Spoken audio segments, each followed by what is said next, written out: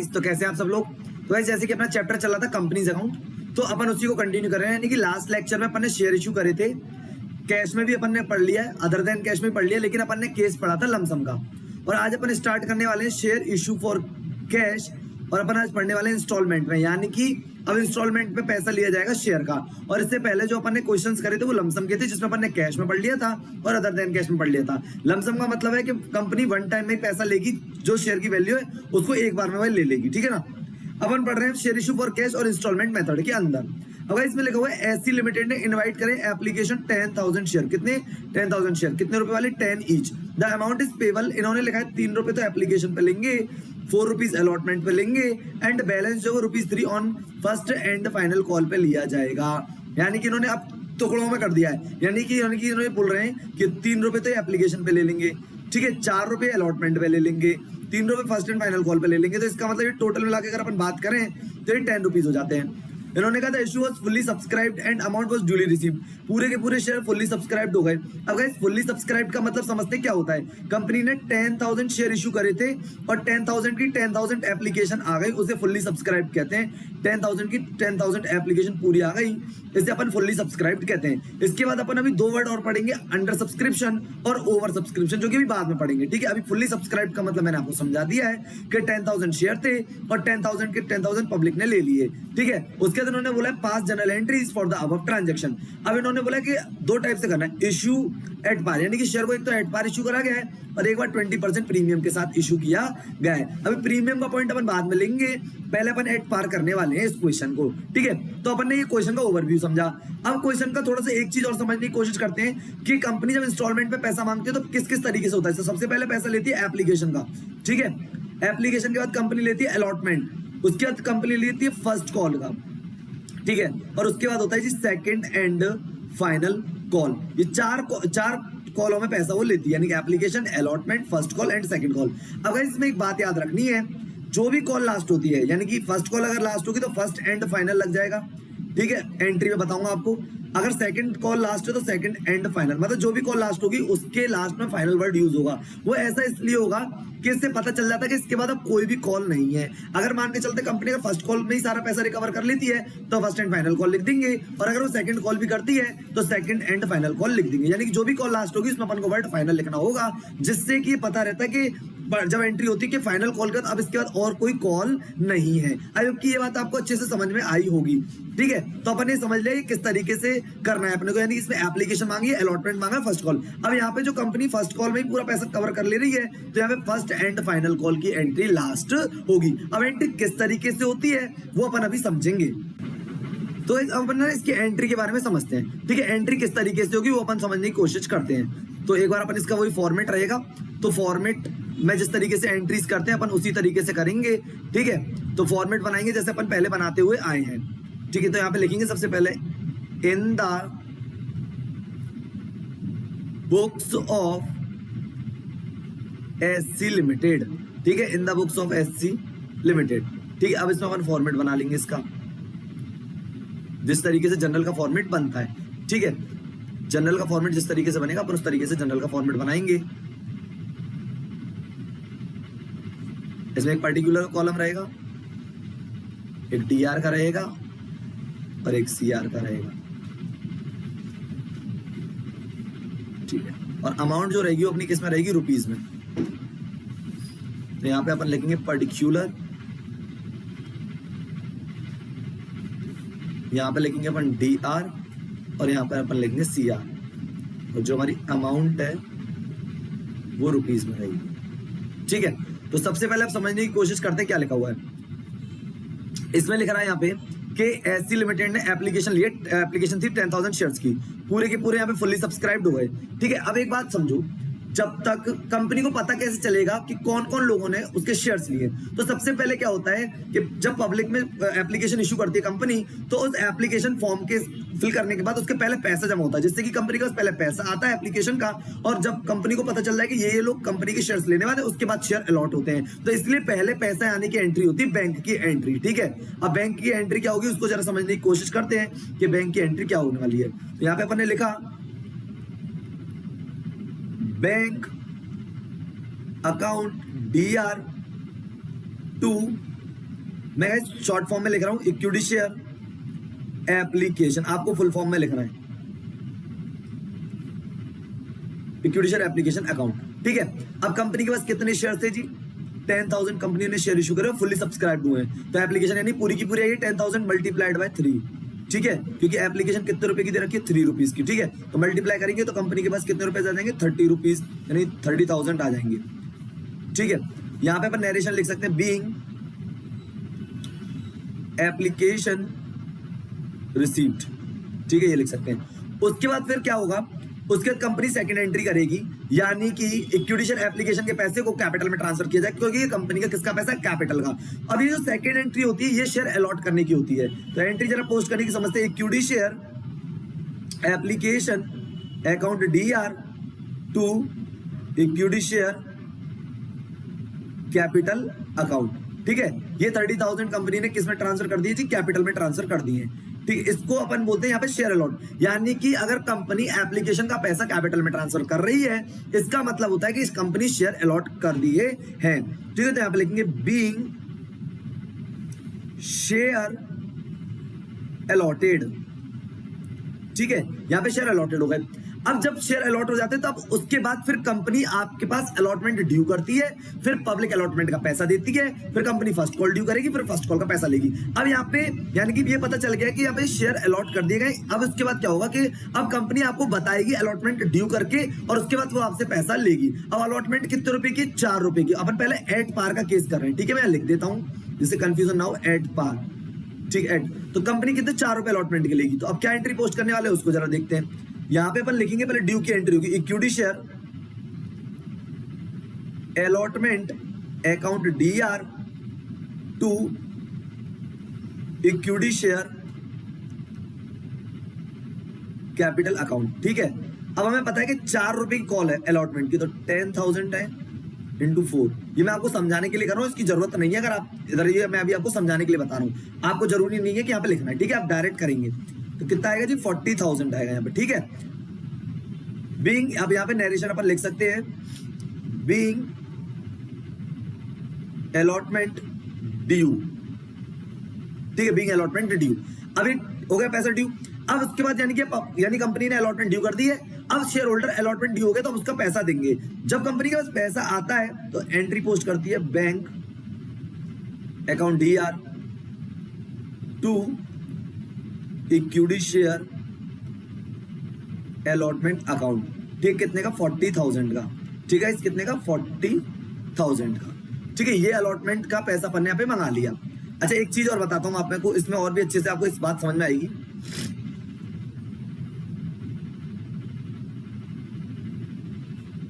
और वो क्या चीज है उसको समझाते, जैसे कि एक्चुअली जो कंपनी जो पैसा मांग रही है आपसे, ये कंपनी का अल्टीमेटली किस चीज का पैसा? कैपिटल का।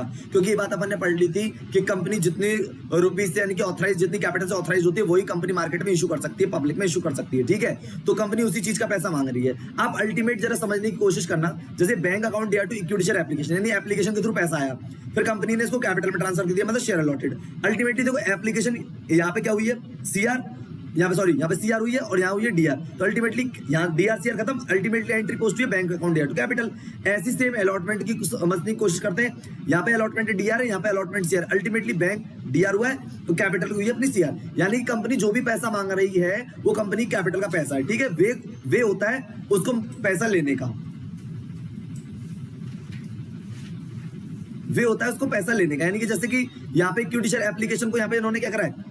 CR करा, यहाँ इन्होंने DR करा, तो खत्म हो गई, एंट्री हो गई bank account DR to capital. इसका मतलब कंपनी कैपिटल का पैसा आपसे ले रही है। अब अलॉटमेंट का जरा देखें, ऐसी अलॉटमेंट अपन ने यहाँ पे DR करा है और यहाँ पे अलॉटमेंट अपना क्या हो गया जी? CR। अलॉटमेंट कंप्लीट खत्म हो गया तो एंट्री हुई bank account DR to equity share capital. बात समझने की ये है कि कंपनी का जो वे है पैसा मंगाने वो एप्लीकेशन के through, allotment first call and final call के थ्रू मंगा रही है पैसा, लेकिन अल्टीमेटली वो पैसा किस चीज का है? कैपिटल का पैसा कंपनी का। तो कंपनी ने अलॉटमेंट की भी एंट्री पोस्ट कर दी।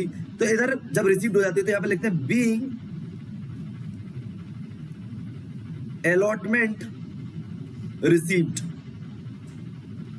ठीक है, बीइंग अलॉटमेंट रिसीव्ड। अब अपन बात समझने की कोशिश करते हैं। यहां पे लिखा हुआ है ₹4 अलॉटमेंट के हो गए। अब इन्होंने कहा बैलेंस ऑफ ₹3 यानी ₹3 की फर्स्ट एंड फाइनल कॉल है। यानी कि मैंने आपको बोला था अगर जिस कॉल के आगे फाइनल लग गया इसका मतलब इसके बाद और भी कोई कॉल नहीं है। तो फर्स्ट एंड फाइनल कॉल की एंट्री करेंगे और फिर उसके बाद पैसा, यानी कि पहले company first and final call due करेगी और उसके बाद फिर पब्लिक उसका पैसा देने वाली है। ठीक है, तो अपन इसको ड्यू करने की एंट्री कर लेते हैं।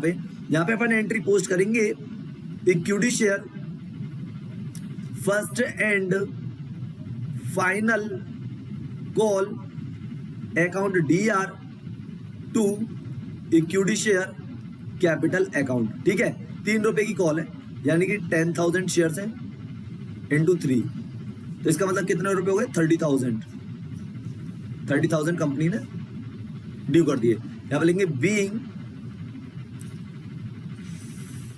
First and final call due, ये ड्यू कर दी। ठीक है, अब इसका पैसा पब्लिक देगी, जब ड्यू हो जाएगा उसका पैसा आएगा अपने कंपनी के पास, यानी कि bank account DR to equity share first and final call account. कितने रुपए? 30,000, यानी जितने रुपए से ड्यू करी है उतना पैसा पब्लिक दे देगी, यानी 30,000। ठीक है, यहां पे अपन लिख सकते हैं बीइंग फर्स्ट एंड फाइनल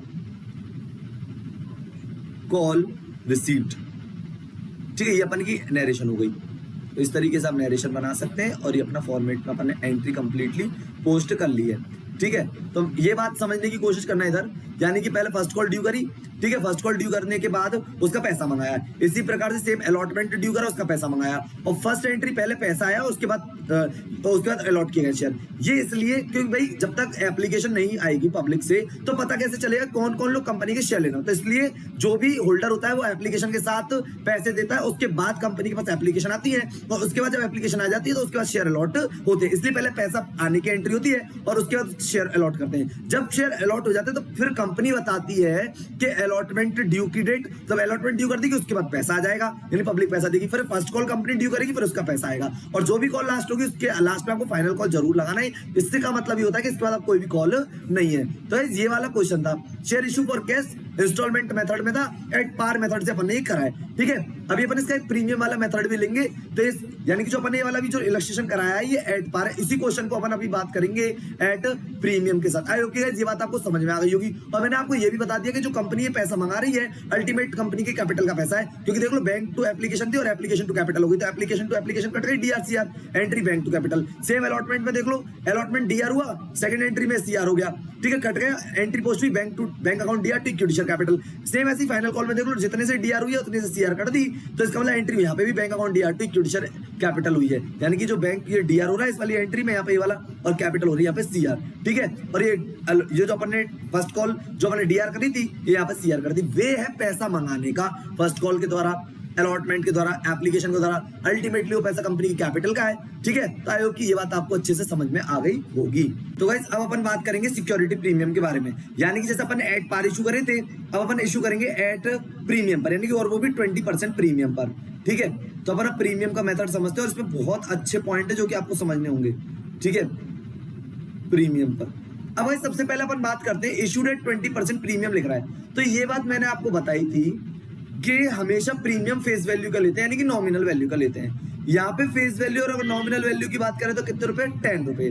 ठीक है, यानी कि 10 रुपीज प्लस, यानी 20% अगर अपन लेंगे 10 रुपीज का 20% हो जाता है 2, तो इसका मतलब टोटल कितने रुपए हो गए? शेयर की वैल्यू 12 रुपीज हो गई।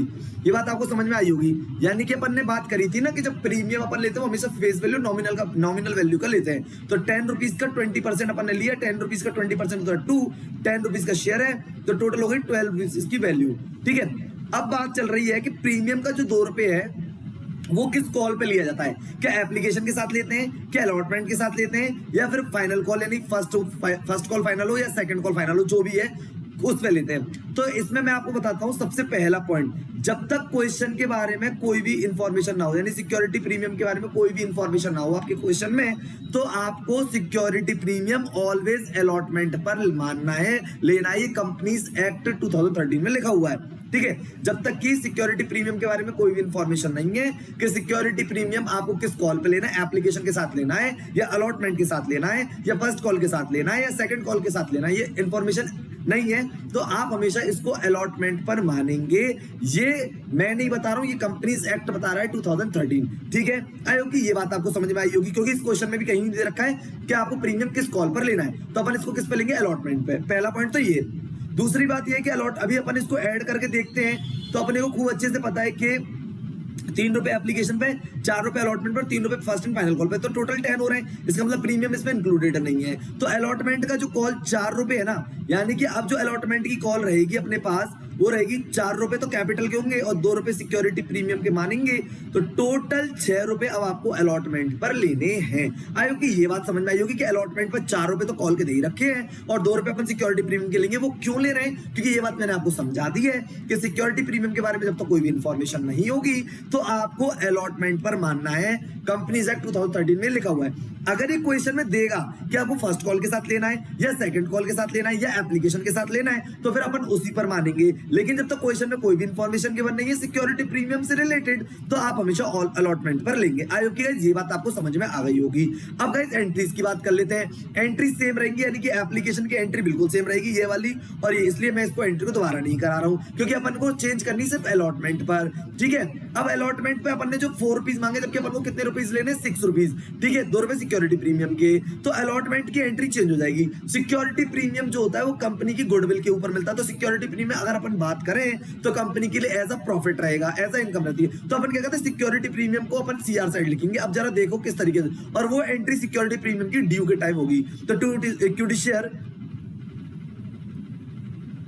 कैपिटल अकाउंट हो गया एक तो, ठीक है, टू इक्विटी शेयर एक तो कैपिटल अकाउंट, ड्यू करते टाइम की बात बता रहा हूं मैं आपको, और टू सिक्योरिटी प्रीमियम अकाउंट। ठीक है, अब जरा अमाउंट की बात कर लेते हैं। ठीक है, अब अमाउंट किस तरीके से होगा, जो यहाँ पे 4 रुपए लिखे थे अपन ने, इस जगह अपन लिखेंगे 6 रुपीज, टोटल यहाँ पे आएगा जी 60,000। ठीक है गाइस, अब अपने को पता है कि कैपिटल का पैसा है इसमें केवल 4 रुपए, तो 10,000 इंटू 4, और सिक्योरिटी प्रीमियम का पैसा इसमें इंटू केवल 2 रुपए का है, तो 2 रुपए, तो 40,000 रुपए तो कंपनी के कैपिटल में आएंगे और 20,000 कंपनी के आएंगे सिक्योरिटी प्रीमियम में। सेम नरेशन रहेगी, बीइंग अलॉटमेंटेड ड्यू।